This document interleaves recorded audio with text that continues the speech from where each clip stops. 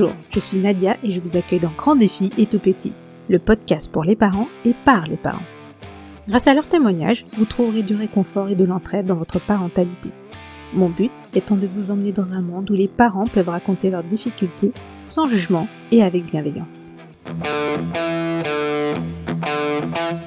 Dans cet épisode, je vous présente Gracie, une femme pleine d'énergie et d'humour, mais aussi une maman d'un garçon qui souhaite un deuxième enfant. Vous l'aurez compris, Gracie est en parcours PMA, et ce depuis 6 ans. Elle revient ici sur le début de son parcours, la pause du reconfinement, qui a été difficile à gérer pour beaucoup de couples, et enfin sur sa situation actuelle. Gracie aime parler de son quotidien autour de la PMA sur son compte Instagram. Elle y fait d'ailleurs des vidéos humoristiques qui, je suis sûre, vous feront sourire quelle que soit votre situation. Mais Gracie sait aussi qu'on ne peut pas rire de tout, qu'il y a des passages difficiles dans un parcours PMA et qu'il faut beaucoup de courage. Je vous souhaite une très bonne écoute. Alors, moi je m'appelle Gracie, j'ai 38 ans passés, 38 ans quelques mois, ça compte maintenant. Je suis mariée avec François, j'ai un petit garçon d'un premier mariage qui s'appelle Zadig, qui a 11 ans, et j'ai une belle-fille qui a 18 ans. Voilà ma famille, ma petite famille. Et j'ai 2 chiens que je ne dois pas oublier. Alors, quand on s'est mis ensemble, moi j'ai été quand même assez directe avec lui. Je lui ai dit: «Écoute, moi je veux un deuxième enfant». À l'époque, j'avais 31 ans. «Je veux absolument un deuxième enfant.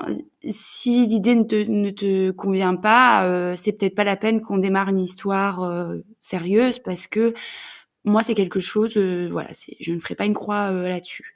Que je sois en couple ou célibataire, je ferai un deuxième enfant». Voilà.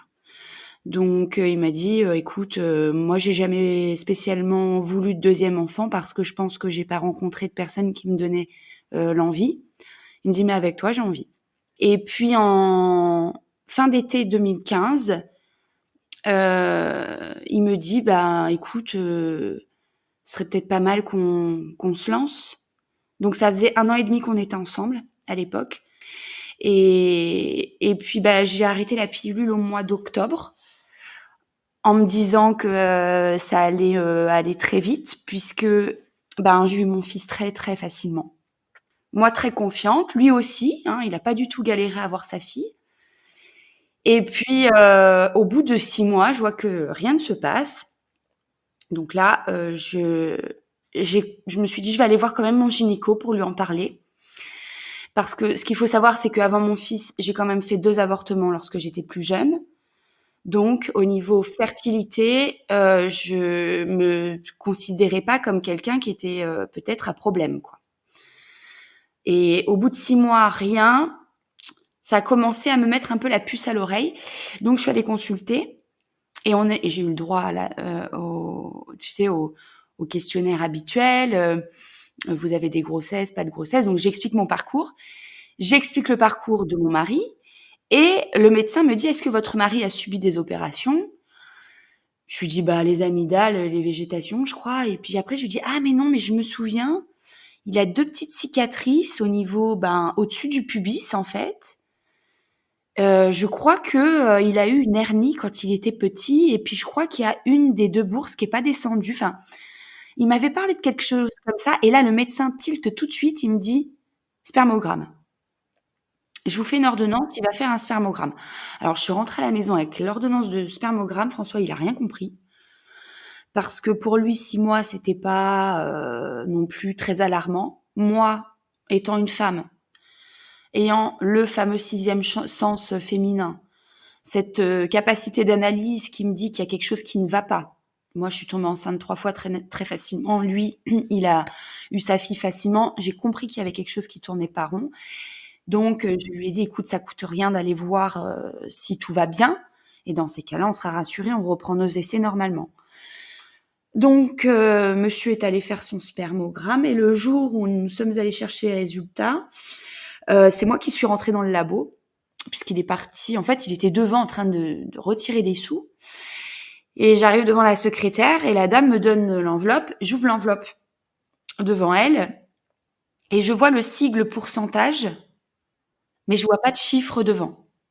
Donc je lui retends le papier, je lui dis: «Madame, je crois qu'il y a un problème, il manque les chiffres». Elle me dit: «Non, mais il y en a pas». Je dis: «Bah oui, c'est bien ce que je vous dis, il y a pas de chiffres. Donc je pense qu'il manque une partie des résultats». Et là, elle me dit: «Non madame, il y a pas de spermatozoïdes». Donc là, François rentre au même moment. Il me dit: «Alors?» Je lui dis: «Bah alors, on a un souci». Et je lui dis: «Bah, il y a pas de spermatozoïdes». Là, je crois qu'il a même pas compris ce que je lui ai dit. Il a tout de suite, enfin, on s'est regardés tous les deux, on a eu tous les deux, je pense, la même idée, c'est-à-dire, est-ce que Paola est sa fille? Première chose. C'était, voilà, ce qui est ressorti en premier. Et qu'est-ce qu'on va faire? Moi, j'avais un homme qui m'avait dit: «Je veux bien un enfant parce que c'est pour toi, quelque part». Je pense qu'il m'a dit oui, pas pour ne pas me perdre, mais parce que ça faisait partie de mes plans de vie. Et s'il voulait faire un bout de chemin avec moi, il était quand même obligé d'accepter ça. Alors, je l'ai pas forcé, mais il aurait tout à fait bien vécu sans un deuxième enfant. Voilà. Pour mesurer un peu, attention, je l'ai pas tiré par la barbichette, hein. Mais donc bon, ça a été une sacrée douche froide parce que là, on se dit, bon, déjà, c'est PMA direct, hein, il y a pas le choix. Je veux dire, il y a pas de spermatozoïdes, faut bien trouver une solution ou bien des traitements ou quelque chose pour y voir plus clair et avoir peut-être un espoir d'être un jour parent. Donc, on a eu un rendez-vous avec le biologiste qui nous a expliqué que ça pouvait arriver qu'il n'y ait pas de spermatozoïdes parce qu'ils étaient tout simplement coincés et qu'il fallait soit les chercher à la source lors d'une opération. Donc là, bon, bah, j'ai eu forcément un non catégorique de la part de mon mari. Soit essayer des traitements pour favoriser la production. Mais enfin, d'après le biologiste, quand on part de zéro, c'est compliqué de monter à plusieurs milliers ou plusieurs millions. Deuxième spermogramme, puisqu'ils veulent toujours vérifier les résultats. Deuxième spermogramme, on en a 10, dont 9 morts et un qui saute sur place. Donc, pas exploitable. Mais par contre, il y en a. Donc on est redirigé vers le centre de PMA de l'hôpital de l'Archer à Nice. On est reçu par un professeur qui nous fait le premier entretien, qui est très froid, très très distant, très très professeur quoi. Pour ne pas dire pour ne pas dire un con, parce que c'est le sentiment que j'ai eu de la personne un peu qui regarde de haut, qui nous a. Oh, faut penser à l'adoption, hein. Bon, on peut aller et peut-être faire une opération pour voir ce qu'on peut trouver à la source, mais moi, je vous garantis rien. Donc déjà, c'était mal barré, on va dire. Voilà. Mais la seule chose qu'il a faite et qui n'était pas idiote, c'est qu'il a dit bon, moi, par acquis de conscience, j'aimerais quand même un troisième spermogramme. François voulait pas y aller. Il m'a dit c'est bon, il y en a marre. Écoute, ça marche pas. J'ai pas de spermatozoïdes, on va pas tortiller du cul pendant 1000 ans. Et finalement, il y en a eu 14 millions lors de ce spermogramme. Et tous les spermogrammes suivants, il y a eu une augmentation des chiffres jusqu'à ce qu'on atteigne les 165 millions au bout de 2 mois. L'explication, on l'a pas vraiment. Nous, on pense, François et moi, que c'est dû à une courte hospitalisation qu'il a eue. Et on se dit que parmi les médicaments qu'il a eus, certainement quelque chose a carrément tué toutes ces gamètes, quoi. Donc là, ça a été la victoire, une première victoire. Ma gynécologue qui faisait le suivi à distance, parce que je ne me rendais pas à Nice à chaque fois, j'étais suivie sur Cannes, c'est plus près de chez moi, par une gynécologue qui est en cabinet, mais qui est référente de l'hôpital de l'Archet. Elle m'a proposé tout de suite les inséminations artificielles. Je lui ai dit, moi, je veux pas que ça tarde trop. On a quand même eu une mauvaise surprise avec le spermogramme. On en est à 1 an maintenant d'essai, puisque entre les 6 mois où il s'est rien passé, puis les 6 mois où on a fait X spermogramme, et puis les rendez-vous en PMA, tu sais, voilà, t'as pas rendez-vous en 2 jours, donc tout est long. Et donc elle me dit bon, moi ça me dérange pas si vous voulez, je vous stimule un petit peu, puis on essaie les inséminations. Peut-être ça vous fera gagner quelques mois. C'est parti pour les inséminations. Petit traitement, rien du tout, un peu de gonal, Je faisais 1 ou 2 ovocytes matures par insémination. Je me voyais déjà maman de jumeaux, mon rêve. 3 inséminations, 3 flops, hein, test négatif de chez négatif. Elle dit bon ok, on passe en FIV si vous voulez. Donc moi j'ai quand même eu la chance, quand même je le précise, d'être avec des gens qui ne m'ont pas fait traîner. Je lis des témoignages des fois de filles qui m'envoient des messages, qui me disent, et je trouve ça mais ignoble de laisser les gens comme ça, qui me disent ça fait 3 ans que je suis en essai bébé et mon gynéco veut à peine me donner une stimulation. Donc en général je ne prends pas de gants, je dis barre-toi. Il faut faire ses recherches, regarder quel centre est bien noté. Il faut pas forcément se comparer avec les autres et aller sur les forums ou sur Instagram ou sur les groupes Facebook en disant dans quel centre êtes-vous ? Ah bah je suis au centre, je dis au hasard, centre d'Amiens. Ah bah très bien, bah je vais venir parce que vous êtes tombée enceinte. Non, ça n'a rien à voir. Chaque centre fait ses statistiques sur tout un panel de patientes et c'est pas parce que ça a marché pour une que ça va marcher pour l'autre. Donc il faut vraiment bien regarder. Alors, ils sont notés sur plusieurs critères, dont le taux de grossesse qui vont à terme, le taux de grossesse gémellaire ou multiple, et tout ça, ça fait une note, et ils sont classés. Parce que ce qu'il faut savoir, c'est que plus ils ont de grossesse, mieux ils sont classés, mais plus ils ont de grossesse gémellaire, et plus ça descend leurs statistiques. Il faut un maximum de grossesse, mais de grossesse simple. Puisque la grossesse multiple est une grossesse à risque, donc ils essayent d'éviter un maximum. Bien que nous, les mamans, quand on galère depuis des années, quand on nous dit il y en a 2, c'est plus un don du ciel que on voit pas tout de suite le danger, on voit le cadeau.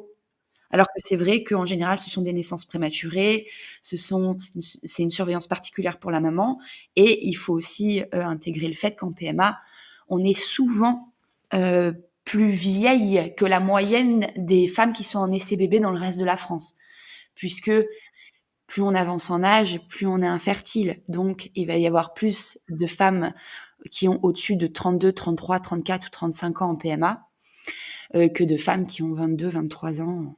Il y en a malheureusement, mais on est une majorité de vieilles, entre guillemets.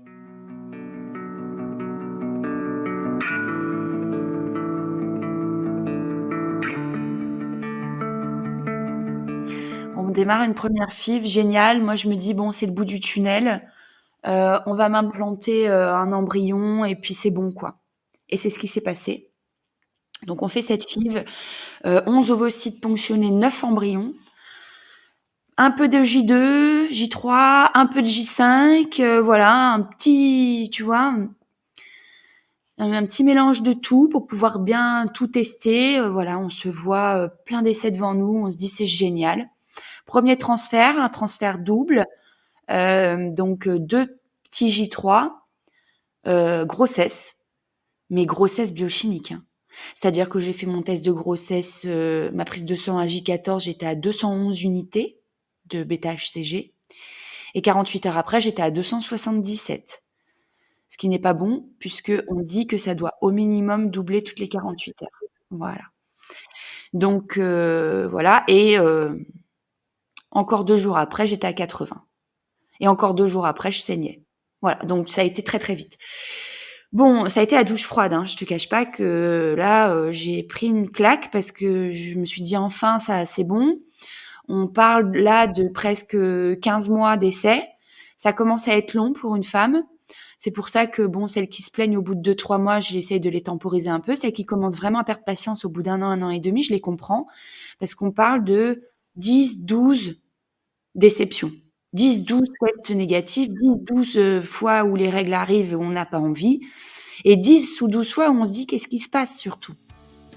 Déception, attente, espoir et patience, ce sont des mots qui définissent bien un parcours PMA. Ce parcours peut être très difficile à vivre, et souvent pour les femmes. Car quelle que soit l'origine de l'infertilité, 95% des traitements et interventions seront sur la femme, avec les déplacements et la charge mentale qui va avec. Et très souvent, une aide psychologique est proposée pour accompagner les couples dans ce parcours. Car d'une part, le diagnostic peut être difficile à admettre, et d'autre part, ces hommes et femmes peuvent passer par des sentiments d'incompréhension, d'injustice, s'exprimant souvent sous forme d'impuissance, de colère ou de frustration. Trouver une oreille empathique peut donc faire un grand bien. Gracie nous raconte comment elle a géré tout cela. Tu sais, c'est particulier, on est toutes différentes, mais moi j'ai déjà, j'ai la chance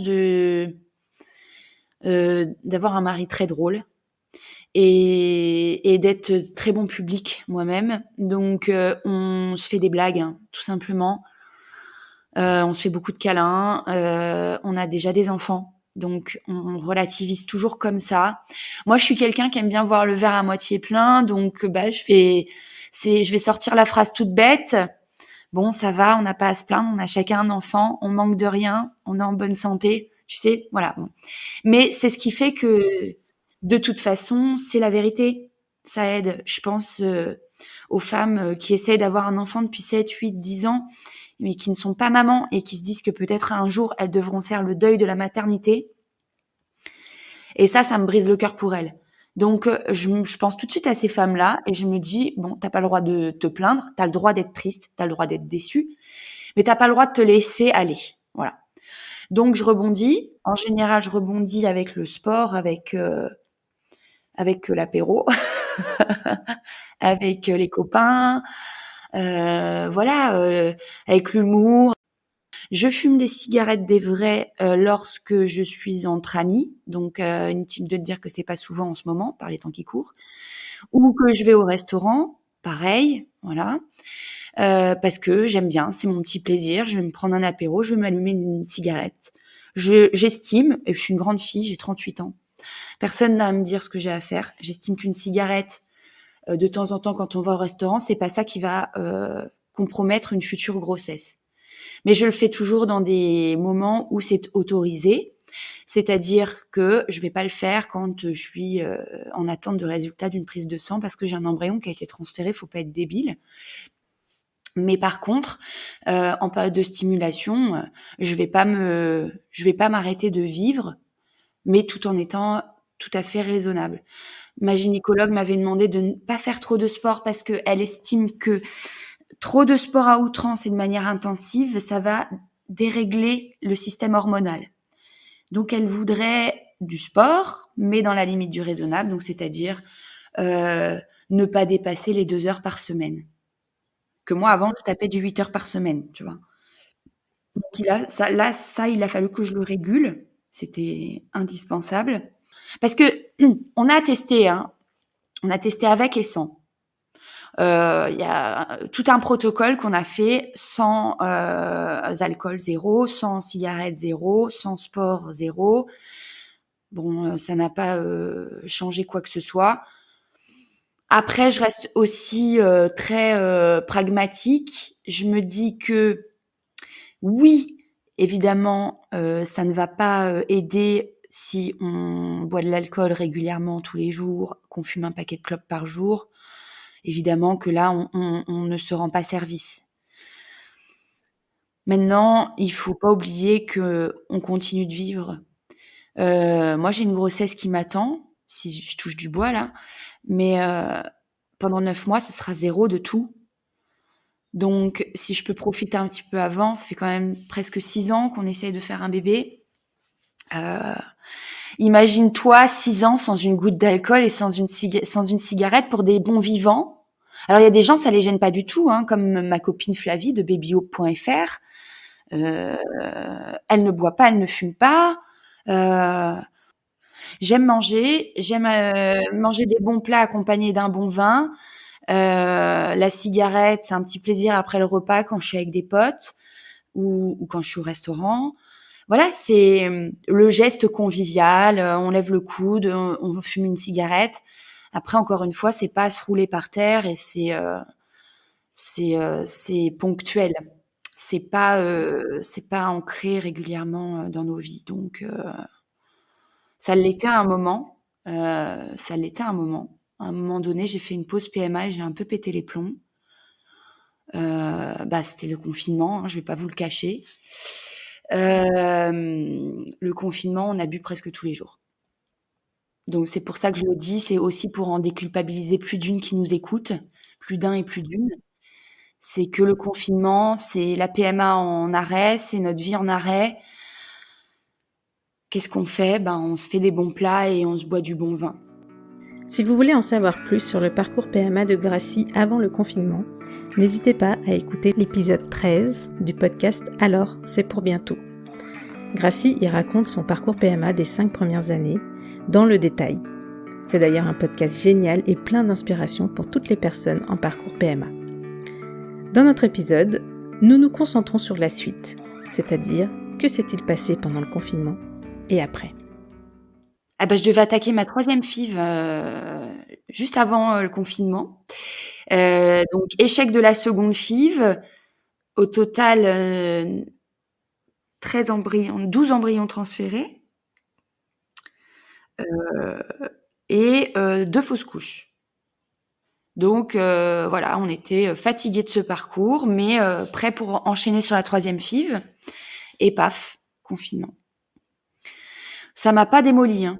Franchement, ça m'a pas démolie. Je me suis dit: «On n'a pas le choix, donc qu'est-ce qu'on va faire? Bon, ben, on va faire le ménage à fond dans la maison». J'ai lavé mes rideaux, j'ai lavé mes tapis, j'ai lavé tous mes placards.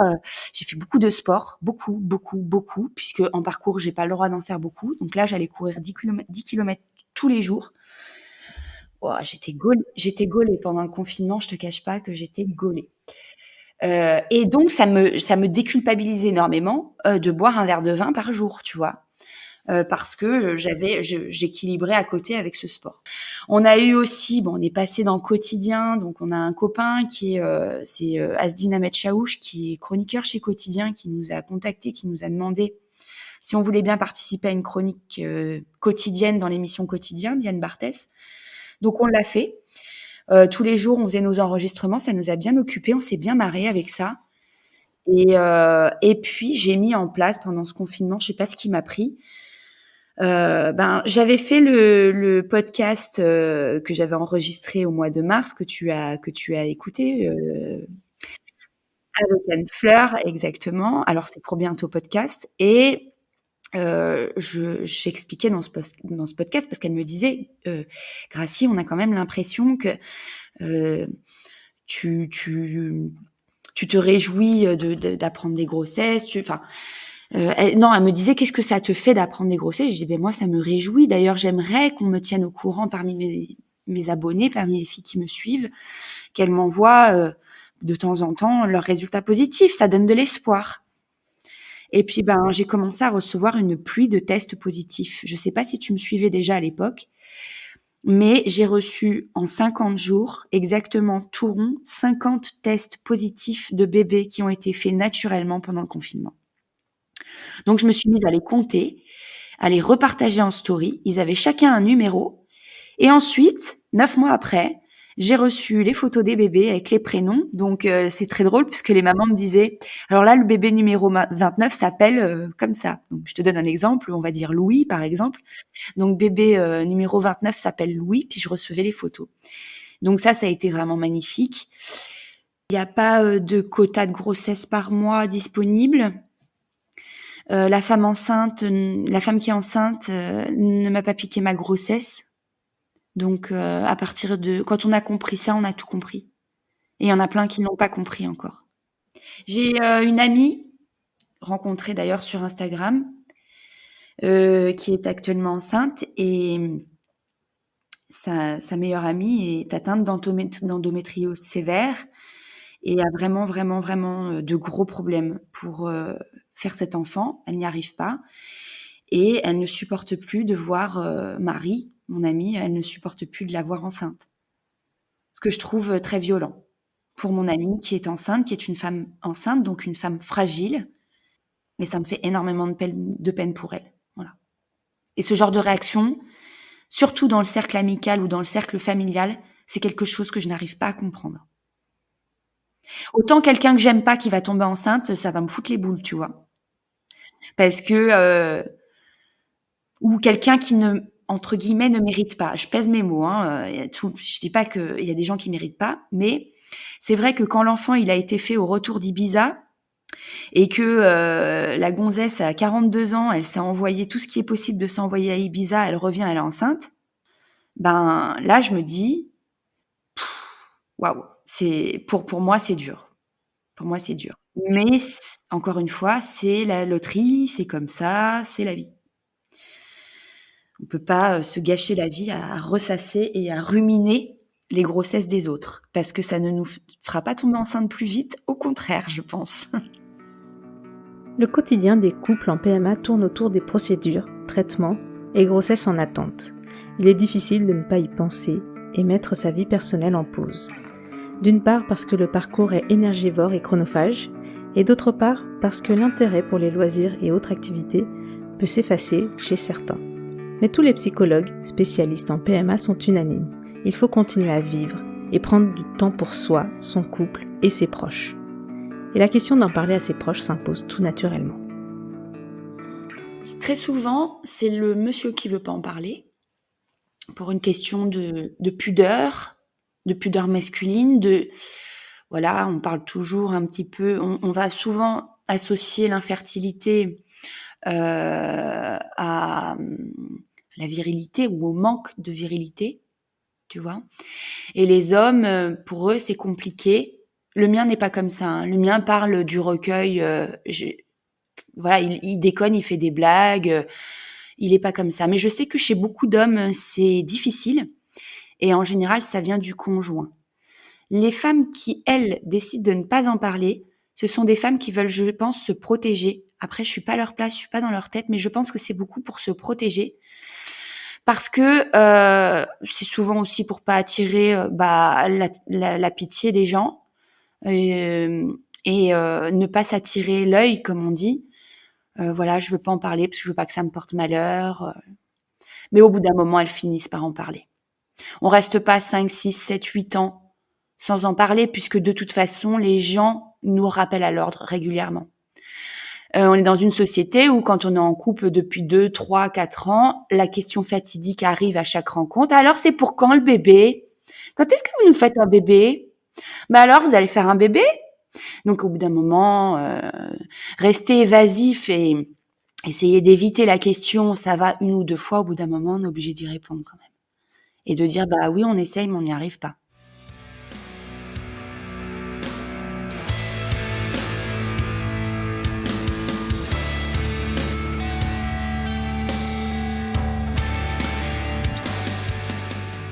Oui, moi je pense que plus on en parle et plus on rend service aux autres, parce que il y a des femmes qui sont déjà dans l'information.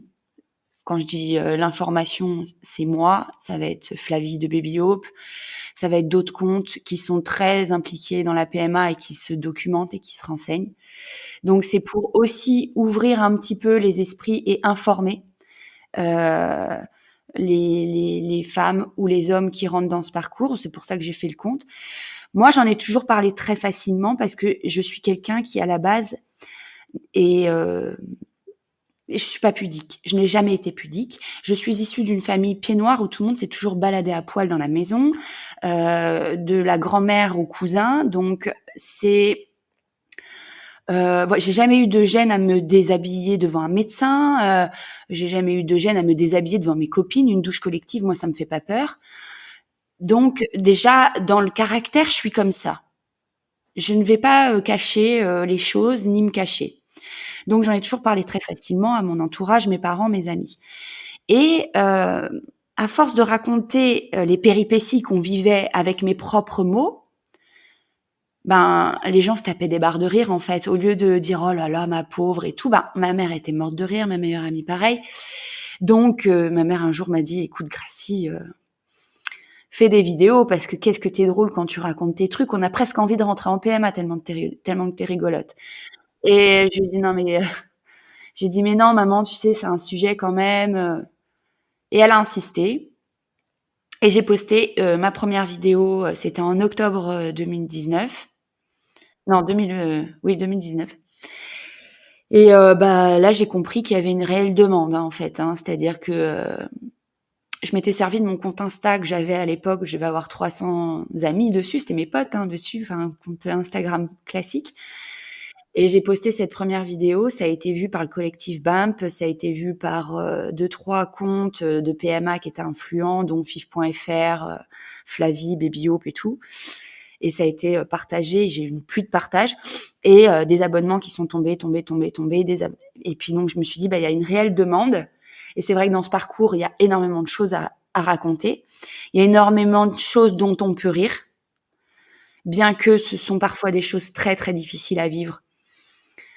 Mais on peut quand même transformer les choses, c'est-à-dire, pour le don d'ovocytes, j'ai parlé dans ma vidéo pour le don d'ovocytes, pour faire passer le message. Ce sont 2 copines qui discutent et il y en a une qui lui demande de bien vouloir donner ses gamètes pour qu'elle puisse remonter dans la liste des dons.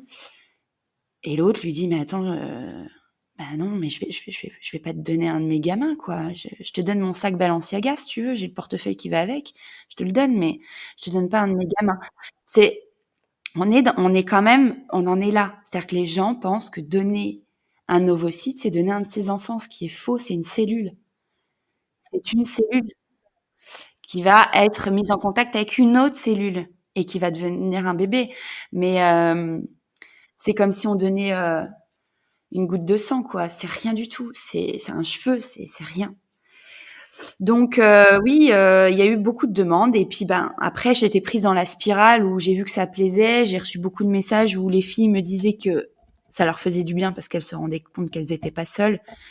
Ce qu'il faut savoir, c'est que on est toutes un peu hystéro, hein, toutes un peu frappadingues, soit naturellement, soit c'est décuplé avec le parcours, soit c'est le parcours qui nous rend comme ça. Mais quoi qu'il arrive, on a tout un peu un pet au casque avec cette PMA. Donc, je voulais vraiment rassurer tout le monde et dire les filles, oui, vous êtes folles, hein, ça, on peut pas pas dire le contraire, mais c'est normal. Mais vous êtes pas seules, on est toutes pareilles. Faire 50 tests pipi et les démonter et aller les chercher dans la poubelle, on est des milliers à faire ça. Donc, oui, il faut en parler, c'est pas grave. Certaines n'en parlent pas du tout à leur entourage par pudeur. Par contre, elles vont se lâcher sur Instagram avec leurs copines d'Instagram parce que on est une sacrée communauté de filles en PMA ou en essai bébé. On est une sacrée communauté. Il y a énormément de comptes avec le mot espoir, PMA ou envie bébé ou ce que tu veux, enfin tous les mots-clés qu'on peut retrouver comme ça. Il y a énormément de comptes qui s'intitulent comme ça. Et donc, c'est là qu'on se rend compte que ces filles ont besoin d'échanger entre elles. Moi, ce que je voulais, c'était échanger de manière positive. Je voulais faire autre chose que ce qu'on peut trouver sur certains forums. Moi, il y a un forum que j'aime beaucoup, c'est le forum de FIV.fr et Doctissimo. Mais il faut en prendre et en laisser parce que voilà, certaines se prennent pour des médecins et là, ça peut être très très dangereux.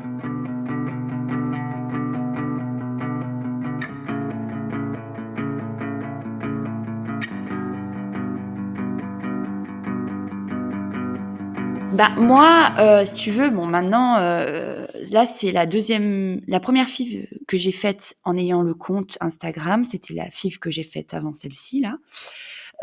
J'ai pas voulu communiquer dessus parce que je voulais vraiment être dans mon coin. Ce qu'il faut savoir, c'est que à l'époque, je devais avoir 5000 abonnés et quand tu as 5000 personnes qui sont derrière toi, t'as quand même peur parce que moi, je fonctionne comme ça. Les échecs de FIV, je les ai mal vécus pour moi, je les ai mal vécus pour mon mari, mais je les ai surtout mal vécus pour mon entourage parce que j'avais peur de leur faire de la peine. Voilà, de décevoir mes parents, de leur faire de la peine, de décevoir mon fils qui attend un petit frère, une petite sœur, de décevoir ma belle-fille, et ainsi de suite.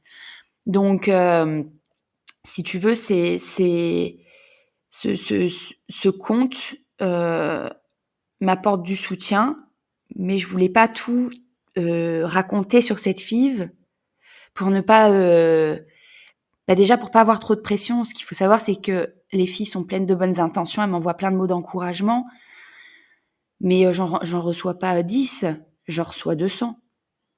Donc c'est pour moi de la pression. À cette époque-là, c'était de la pression. C'était oh là là, faut que ça réussisse parce que avec tous les messages que je reçois, si ça foire, les pauvres, ça va leur faire de la peine. Déjà, ça va leur faire de la peine et ça va leur enlever de l'espoir pour leur propre cas.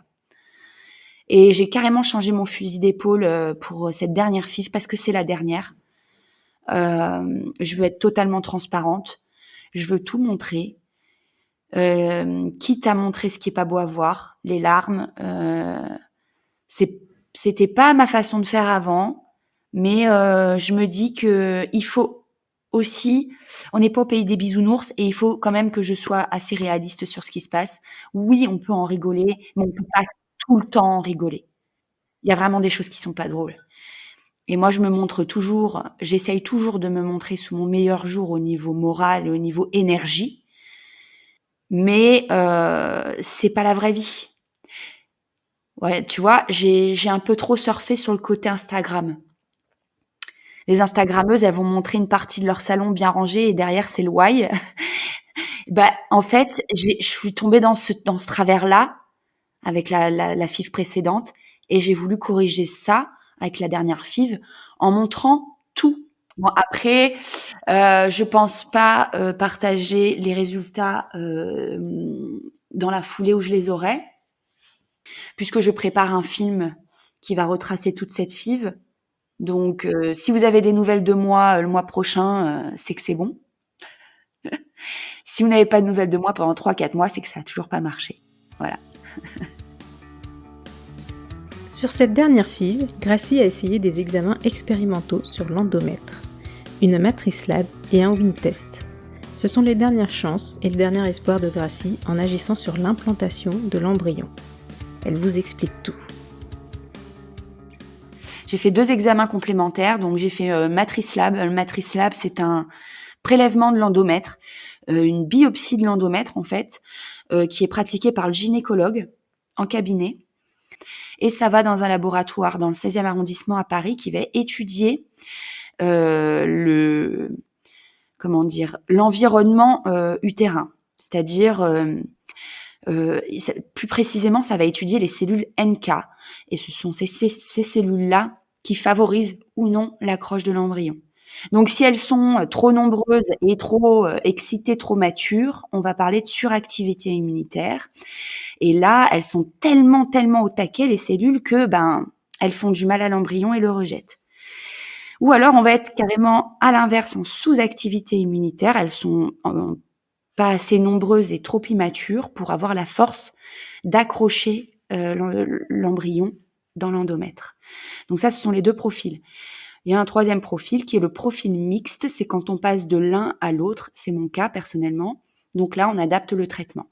À l'issue de tes résultats, tu les reçois au bout de 3-4 semaines et tu as le protocole qui est envoyé en même temps que tes résultats. C'est un protocole Matrice Lab qu'il faut donc suivre à la lettre pour le prochain transfert pour optimiser les chances d'accroche.